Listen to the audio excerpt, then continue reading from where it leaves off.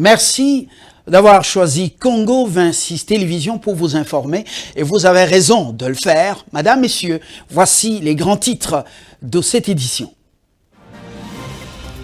Le grand ouf des soulagements sur la nationale numéro 1, c'est le calvaire quotidien des milliers de chauffeurs, un serpent d'acier qui paralyse l'économie, mais l'espoir renaît enfin, l'axe vital Kinshasa-Matadi est en voie d'être sauvé.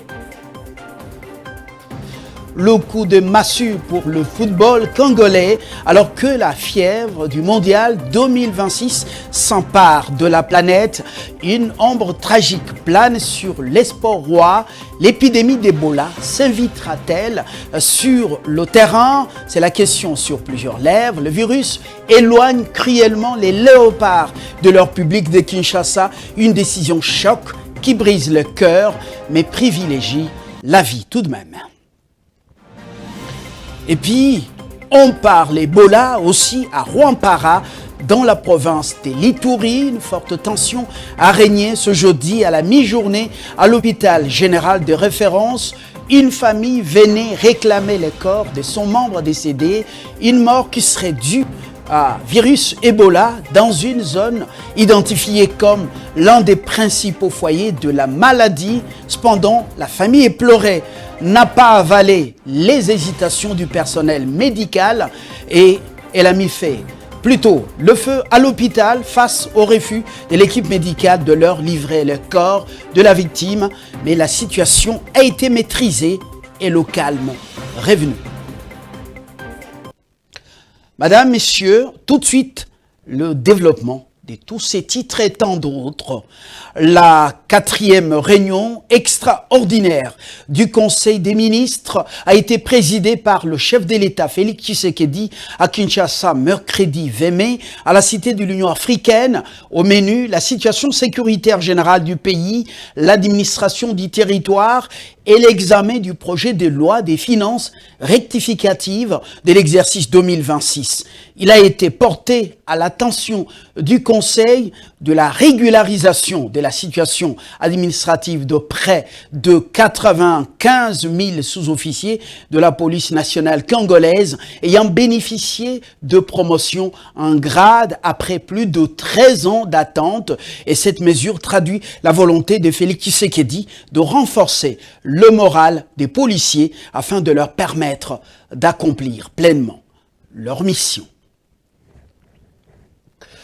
Une forte tension, nous l'avons annoncé en titre, a régné ce jeudi à la mi-journée à l'hôpital général des références de Rwampara, identifié comme l'un des principaux foyers de la maladie à virus Ebola après Mongwalu. Nous sommes dans la province de l'Ituri.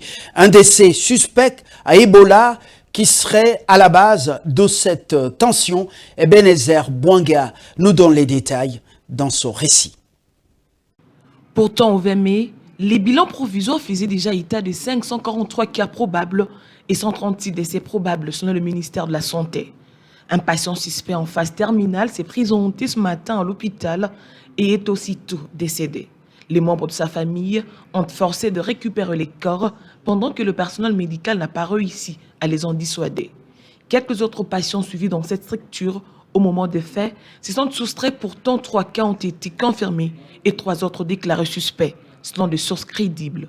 Le FARDC sont aussitôt arrivés pour sécuriser les installations déployées par l'ONG Alima sur le site, dont les tentes et le matériel médical ont été incendiés. Donc je suis à Rwampara, à l'hôpital de Rwampara, on est enfermé ici. Regardez, les manifestants en colère, ils sont en train d'incendier les tentes des malades, de malades atteints d'Ebola, parce qu'ils veulent récupérer de force les corps. Et il y a peu d'éléments de la police qui n'arrivent pas aussi à contenir la situation. Il y a vraiment besoin d'une intervention conséquente des FARDC. Le personnel d'Alima est sous la protection de militaires. La police a tenté de contenir la situation. La gestion des corps et des enterrements constitue l'un des principaux vecteurs de la transmission du virus Ebola. Les contacts avec la dépouille d'un malade décédé d'Ebola exposent directement les proches au virus. L'épidémie est causée par le virus Bundibugyo, une souche pour laquelle il n'existe ni vaccin ni traitement approprié.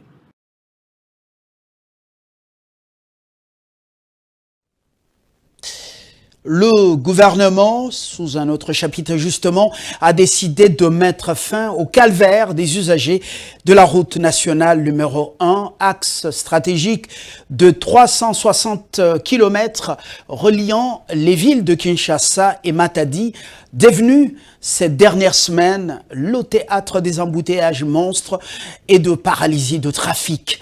Des mesures annoncées lors d'une réunion tenue à Kinshasa par la Première ministre. Suivez le compte rendu de cette rencontre dans cet extrait proposé par Ebenezer Bonga. Oui, il y a déjà des mesures à court terme. Un, c'est le déploiement d'une unité spéciale de la police, de nos forces, sur les lieux, spécialement là où il y a les travaux, à Kassangoulou, et au niveau de Triangle Cité Verte. Ça, c'est une mesure concrète et qui est prise maintenant. Deuxièmement, c'est le début effectif des travaux de contournement. Et troisièmement, nous allons analyser la possibilité d'avoir des guichets avancés sur le poste des péages. Donc ce sont des mesures que nous venons de prendre immédiatement. Embouteillages étouffants, insécurité grandissante, pénurie d'eau potable et voirie dégradée, la capitale congolaise croule sous le poids des défis devenus le quotidien des Kinois. Face à cette réalité alarmante, la Première ministre Judith Suminwa a réuni les députés nationaux élus de la ville de Kinshasa afin d'harmoniser les actions destinées justement à améliorer les conditions de vie dans la ville. Les échanges ont porté notamment sur l'insécurité urbaine, les embouteillages, l'accès à l'eau potable et les infrastructures. Judith Suminwa a réaffirmé l'engagement du gouvernement à accélérer plusieurs projets en cours pour répondre aux attentes des habitants de Kinshasa.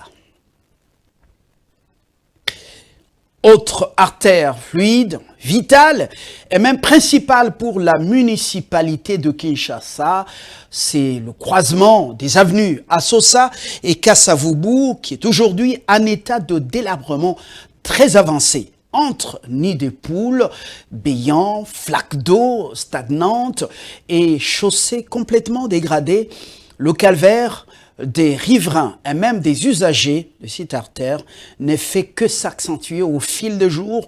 Et face à cette situation qui paralyse la circulation, le cri d'alarme est lancé à l'endroit des dirigeants de la ville. Les détails dans ce reportage d'Israël Nguita. Ces deux corps au croisement des avenues Asosa et Kesavubu-Ngiri offrent un paysage de désolation. Ici, le mot route semble presque devenir un abus de langage. Pour les usagers, traverser cette intersection relève désormais du parcours des combattants.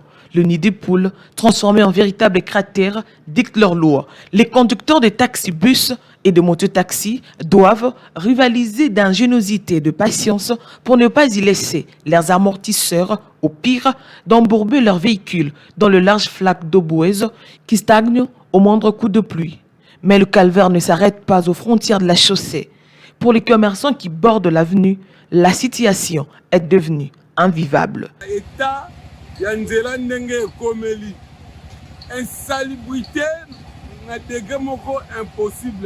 Cette route est très délabrée. L'insalubrité bat son plein. Malheureusement, les autorités ne fournissent aucun effort. Nous nous soumettons toujours aux frais exigés jusque-là, aucune solution favorable. Conséquence, nos travaux sont handicapés et l'on enregistre de perte des clients. À qui le droit de prendre des mesures conséquentes pour nous éviter les pires?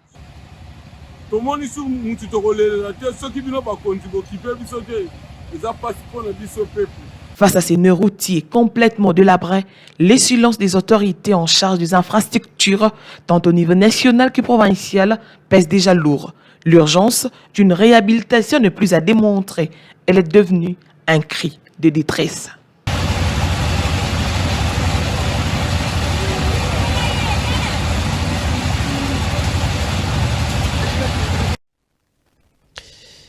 En Ngiri encore, les travaux de réhabilitation sur l'avenue Gambela, lancés depuis près d'une année déjà, connaît une lenteur qui inquiète les riverains et les usagers.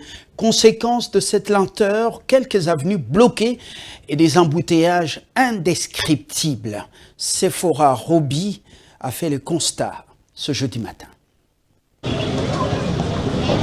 Lancé il y a près d'une année, les travaux de réhabilitation de l'avenue Gambela dans la municipalité de Ngiri manquent toujours le pas. Un rythme de nature a suscité des questions au sein de l'opinion. Les usagers s'interrogent notamment sur les causes de cette lenteur.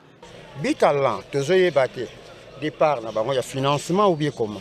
Mais faiblesse, peut-être gouvernement, financement, ils ont l'échec, on ne sait jamais. Ceux qui vont payer aux caméras, ils ont la charge. On travaille bien. Donc l'échec, ils ont la catégorie à départ. L'initiative de réhabilitation de la voirie urbaine de Kinshasa, saluée par tous, souffre visiblement d'absence de suivi sur cette avenue. Bateau va payer ça engagement basa misala faut moi suivre ça faut suivre ça là pour ça va misala mbongo mais tant que bola la misala de suivre ça te tozana pasi donc tozo kemba fona tu dois kana direction moko auto salila tout ça la rachaba pour ba ya rappeler ça kangama basa misala tu sko esila te Gambela pe tu sigo esila donc tu kana direction moko to sel na ba mbouteillage to kemba fort. En cette période pluvieuse, la réalité vécue laisse à désirer. Il y a non seulement nécessité d'achever les travaux, mais aussi urgence au regard de l'importance de cette voie publique. Il faut vendre ti bozela maiwana ele ekule simabole donc impraticable donc nzela kutokoleka donc ezate Shaba Gambela Asosa donc près partout kaka nzela koleka ezalate. Une alerte en prévision du pire.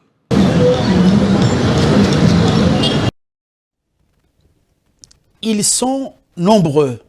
Dans certains coins des artères de la ville de Kinshasa, les mineurs qui ont choisi la rue à la recherche de la survie à travers des petits métiers. Mais quelles sont cependant les causes de leur absence? Hors milieux familiaux, la suite dans ce reportage. Privés de l'encadrement familial, un droit pour tout enfant, plusieurs d'entre eux, dont l'âge varie entre 10 et 15 ans, se retrouvent aujourd'hui dans la rue, à la recherche du pain quotidien, bien-être, abri, tout comme la protection de la société. Je fais ce travail pour me trouver de quoi à manger. J'ai étudié, mais faute des moyens, j'ai interrompu avec les études. Quand il y avait gratuité de l'enseignement à l'école secondaire, j'avais accès à l'école. Mais depuis qu'on a levé cette mesure, je n'y vais plus.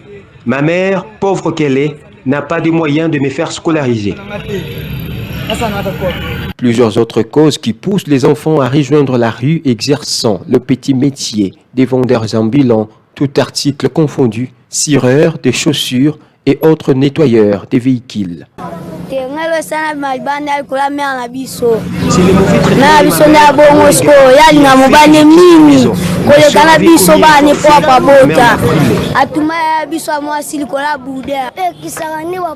Interdisez plutôt aux parents de chasser les enfants de la maison. Ce sont ces comportements qui transforment les enfants en vendeurs ambulants. Face à cette situation, des appels aux autorités ont été lancés pour y remédier. Si on donne du travail à mes parents, je retournerai à l'école. Je veux retourner à l'école pour devenir président de la République.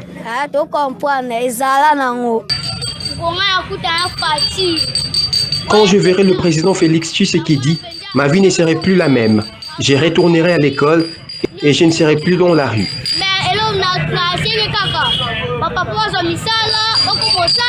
La jeunesse est l'avenir de demain, dit-on, mais pour ces adolescents, cette phrase n'est qu'un slogan mieux. D'où le bien fondé d'une intervention des autorités pour inverser la situation.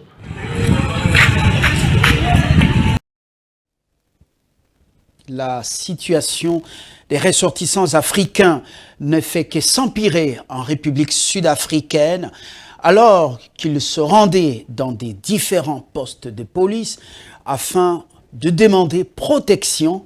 Eh bien, ces ressortissants africains se retrouve face à cette même police qui fait usage des gaz lacrymogènes et même du fusil à balles réelles.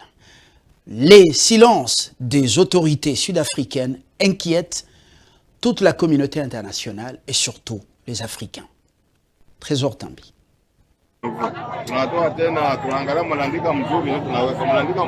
Organisé dans le but d'exiger la protection des autorités sud-africaines suite à l'ultimatum leur donné par des bandes organisées de jeunes sud-africains, le rassemblement a tourné au vinaigre. Le déploiement des forces de l'ordre n'a pas remédié à la situation. Les manifestants ont été plutôt sommés de reculer.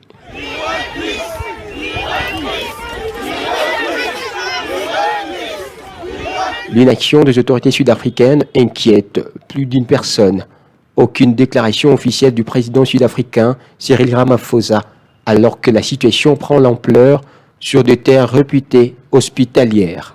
Puissance économique du continent noir, le pays de Nelson Mandela devrait plutôt promouvoir l'unité africaine, la solidarité et la coexistence pacifique entre le peuple. Hélas, c'est le contraire au rendez-vous.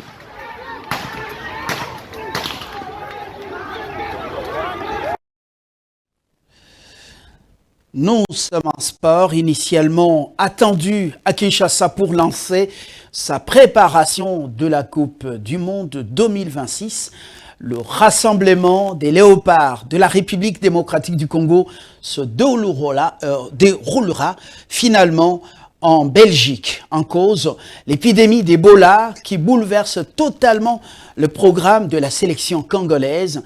Conférences de presse, arrivée des joueurs et cérémonie des décorations, toutes les activités prévues dans la capitale congolaise ont été momentanément annulées. Gloire Kitoga nous en dit un peu plus dans son récit. Le virus Ebola. Alors qu'un rassemblement était prévu à Kinshasa avant la préparation à la Coupe du Monde 2026, la fédération et le staff technique ont été contraints de délocaliser les stages en Belgique. Certains clubs des internationaux congolais ont refusé que leurs joueurs fassent un passage à Kinshasa, craignant le risque lié à l'épidémie d'Ebola. Une situation qui a poussé les autorités sportives à revoir toute l'organisation de la sélection nationale. Conséquence directe, la conférence de presse du sélectionneur national, Sébastien Desabre, prévue le 25 mai à Kinshasa, est annulée, tout comme l'événement des décorations des léopards. Désormais, toute la préparation débutera à Bruxelles, où une première délégation du staff technique est déjà arrivée ce jeudi matin et les joueurs, eux, arriveront le dimanche 24 mai pour préparer leurs 2 matchs amicaux, d'abord face au Danemark le 30 juin, ensuite face au Chili le 9 juin, bien avant le coup d'envoi de la Coupe du Monde 2026, USA, Mexique, Canada.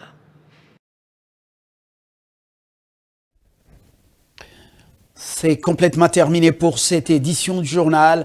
Je vous rappelle ses principales articulations. Le grand tour des soulagements sur la nationale numéro 1, c'est le calvaire quotidien des milliers de chauffeurs, un serpent d'acier qui paralyse l'économie. Mais l'espoir renaît enfin, l'axe vital Kinshasa-Matadi est en voie d'être sauvé. Le coup de massue pour le football congolais alors que la fièvre du mondial 2026 s'empare de la planète Terre. Une ombre tragique plane sur les sports rois. L'épidémie d'Ebola s'invitera-t-elle sur le terrain? C'est la question sur plusieurs lèvres. Le virus éloigne cruellement les léopards de la RDC de leur public de Kinshasa. Une décision choc qui brise le cœur mais privilégie tout de même la vie. Et puis, vous avez suivi, on a parlé également d'Ebola à Rwampara dans la province de l'Ituri. Une forte tension a régné ce jeudi à la mi-journée à l'hôpital général de référence. Une famille venait réclamer le corps de son membre décédé. Une mort qui serait causée par le virus à Ebola dans une zone identifiée comme l'un des principaux foyers de la maladie. Cependant, la famille éplorée n'a pas cru à la version du personnel médical et du coup, elle a mis feu à l'hôpital, mais le calme a été rétabli après l'intervention des forces de sécurité. à toutes et à tous. Merci d'avoir suivi ce journal et excellente suite des programmes sur la chaîne de l'Unité nationale Congo 26 Télévision.